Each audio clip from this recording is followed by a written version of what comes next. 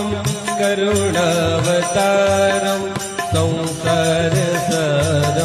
भुजगेन्द्रहारं सदा वसन्तं हृदयारविन्दे अहं भवामि सहितं नमामि।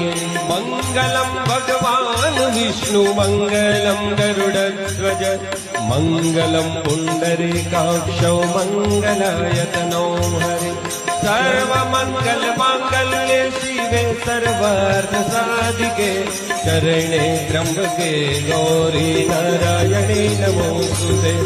अच्युतं केशवं रामनारायणं कृष्णदामोदरं श्रीवासुदेवं हरि श्रीधरं माधवं गोपिकावल्लभं जानकी।